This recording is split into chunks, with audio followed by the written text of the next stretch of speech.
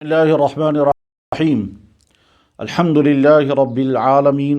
والعاقبۃ للمتقین والصلاة والسلام علی سید الانبیاء والمرسلین الذی هو رحمۃ للعالمین الذی هو خاتم النبیین وعلی آلہ واصحابہ اجمعین اما بعد۔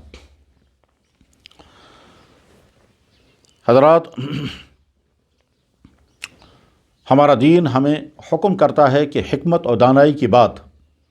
اور عمدہ نمونے کی چیز جہاں مل جائے اس کو اختیار کیا جا سکتا ہے، پسند کیا جا سکتا ہے، بلکہ یہاں تک ارشاد فرمایا گیا کہ الحکمت ضالۃ المؤمن، حکمت و دانائی مومن کا گم شدہ مال ہے، گم شدہ سرمایہ ہے، جہاں وہ مل جائے وہاں سے لینا چاہیے۔ کافی عرصہ پہلے میں نے ایک مضمون پڑھا تھا، اور وہ مضمون تھا ساؤتھ افریقہ کے ایک مشہور شخص کے متعلق۔ اس مشہور شخص کا نام تھا نیلسن منڈیلا۔ یہ شخص سالہ سال تک جیلوں میں بند رہے، اور اس کے بعد پھر جیلوں سے رہا ہونے کے بعد ساؤتھ افریقہ کے بڑے مقبول ترین صدر بھی بنے۔ جس طویل زمانے میں وہ جیلوں میں رہے ہیں، اس طویل زمانے میں انہوں نے وہاں جو مختلف کام کیے ہوں گے، ان میں ایک اہم ترین کام انہوں نے یہ بھی کیا تھا کہ انہوں نے جناب رسول اکرم صلی اللہ علیہ وسلم کی مبارک سیرت تفصیل کے ساتھ پڑھی تھی۔ چنانچہ باہر آنے کے بعد سیرت کے وہ واقعات بکثرت بیان کرتے رہتے تھے، اپنی مجالس میں، اپنی سپیچوں میں اور اپنی گفتگوؤں کے اندر۔ چنانچہ ایک موقع پر اس نے بیان کرتے ہوئے کہا کہ میں نے جیل میں پڑھا کہ محمد الرسول اللہ صلی اللہ علیہ وسلم نے جب مکہ مکرمہ فتح کیا تو اپنے ان خطرناک ترین دشمنوں کو کس طرح سے معاف کر دیا تھا۔ اس کا کہنا یہ تھا کہ انسانی تاریخ میں اقتدار ہاتھ میں آنے کے بعد اس طرح سے معاف کرنے کے واقعات کہیں نہیں پائے جاتے۔ اور اس کے بعد پھر اس طرح سے اس کو وہ بیان کر رہے تھے کہ گویا وہ چاہتے ہیں کہ یہ چیز ہم اپنائیں، اور جب ہمارے ہاتھ میں پاور آ جائے، ہمارے ہاتھ میں قوت و طاقت آ جائے، تو جنہوں نے ہم پر ظلم کیا ہوگا، جنہوں نے ہم کو ستایا ہوگا، جنہوں نے ہمیں دکھ پہنچایا ہوگا، ہم انہیں معاف کریں، ہم انہیں تکلیف نہ پہنچائیں۔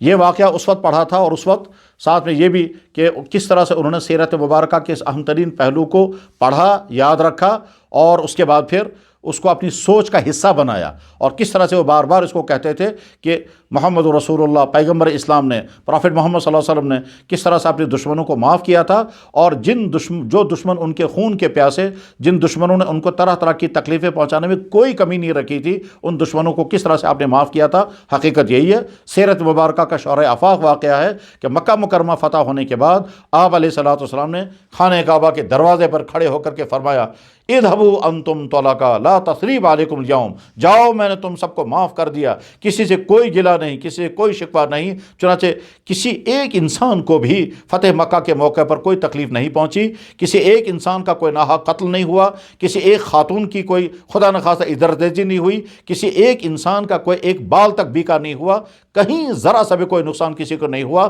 یہ انسانی تاریخ کا منفرد واقعہ ہے کہ ایک قوم دوسری قوم پر غالب آ گئی، اور مغلوب قوم، مفتوح قوم کو کوئی نقصان، کوئی تکلیف، کوئی دکھ نہیں پہنچا ہے۔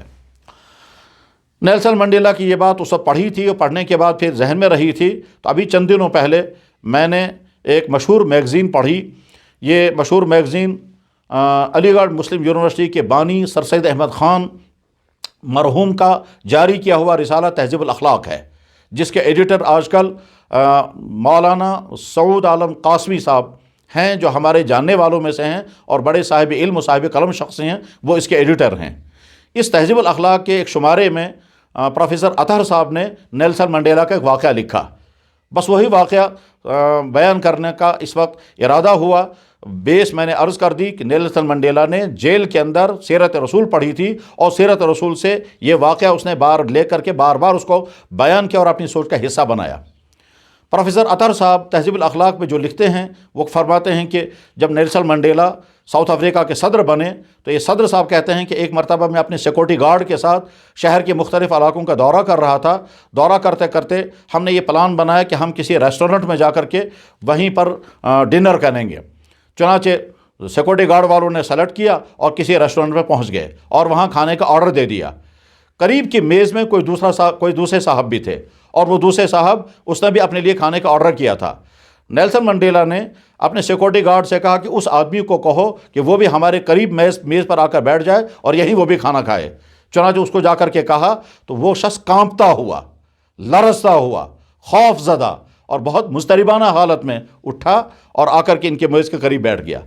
اب وہ دونوں کے کھانے آ گئے، لوگ کھانا کھاتے رہے، مگر وہ شخص بے قراری کے ساتھ کپ کپی ہوئی حالت میں کھاتا رہا، اور جب تک وہ کھاتا رہا اس کے ہاتھ پاؤں ہلتے رہے، اس کا سر بھی ہلتا رہا، اس کے کندھے بھی کپ کپاتے رہے، اور یہ سارے اس کو دیکھتے رہے۔ بہرحال جب وہ کھانا کھا کر اٹھ کر چلا گیا تو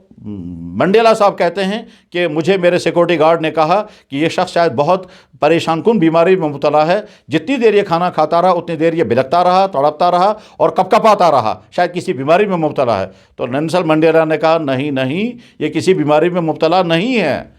بلکہ اس کا واقعہ ایک دوسرا ہے، اور وہ یہ ہے کہ جب میں جیل میں تھا اور مجھے مارا جاتا تھا، مجھے زد و کوب کیا جاتا تھا، مجھے بہت ہی زیادہ مجھ پر ظلم ہوا کرتا تھا، اور اخیر میں اس شخص جو جیلر تھا اس شخص سے میں کہتا تھا مجھے پانی دے دو تو یہ میرے منہ پر پیشاب کیا کرتا تھا۔ یہ وہی شخص ہے۔ آج یہ جب یہاں ریسٹورنٹ میں آیا اس نے مجھے دیکھا اور کہ آج یہ صدر ہے اور یہ میرے خلاف کوئی بھی قدم اٹھا سکتا ہے، اسی کیفیت کی بنا پر یہ کپ کپاہٹ کا شکار تھا، اسی بنا پر یہ گھبرا رہا تھا، اور اس کی ساری پریشانی جو تھی وہ یہی تھی کہ جیل میں نے اس کے چہرے پر نہ جانے کتنی مرتبہ پیشاب کیا ہے، اور اب یہ صدر ہے اور اختیارات اس کے ہاتھ میں ہیں اور ملک کا مقبول ترین شخص ہے، یہ میرے خلاف کچھ بھی قدم اٹھا سکتا ہے۔ وہی خوف اس پر طاری تھا، اس کے علاوہ اس کو کوئی پریشانی نہیں ہے۔ پھر نیلسن منڈیلا نے کہا مگر انتقام لینا پست لوگوں کا کام ہوتا ہے، جو جینیس قسم کے لوگ ہوتے ہیں، جن کے اندر گریٹنس ہوتی ہے، وہ چھوٹی باتوں کا انتقام نہیں لیا کرتے۔ میں بھی اسے کوئی انتقام لینے والا نہیں ہوں، نہ اس کے خلاف کوئی ایکشن لینے والا ہوں۔ میں نے اسی وقت ارادہ کیا تھا، آج بھی ارادہ کر رہا ہوں۔ ہو سکتا ہے یہ سوچ اس کے اندر جو پیدا ہوئی ہے وہ محمد رسول اللہ صلی اللہ علیہ وسلم کے اس عظیم الشان نمونہ بنائے جانے والے عمل کے نتیجے میں جو اس نے جیل کے اندر پڑھا تھا۔ کاش ہم مسلمان بھی اپنے نبی کے ان اہم ترین ارشادات اور ان اہم ترین نمونوں کو اپنی زندگی کا حصہ بنائیں کہ ہم معاف کرنے والے بنیں، جب ہمارے ہاتھ میں طاقت ہو تو ہم انتقام نہ لینے والے بنیں، جب ہم کچھ کر سکتے ہوں اس وقت ہم خیر تو کریں، شر کا کام نہ کریں۔ یہ ہمارے نبی کا وہ طرز عمل تھا، وہ نمونے کا عمل تھا جس میں آپ سب سے ممتاز ہیں، اور اس کائنات میں اس سطح کا معاف کرنے والا کوئی نہیں ہے۔ قرآن نے اعلان فرمایا کہ فَبِمَا رَحْمَةٍ مِّنَ اللَّهِ لِنْتَ لَهُمْ، آپ اللہ کی خاص فضل و رحمت سے بہت نرم مزاج ہیں۔ قرآن نے اللہ کے نبی کے بارے میں ارشاد فرمایا اِنَّكَ لَعَلَىٰ خُلُقٍ عَظِيمٍ،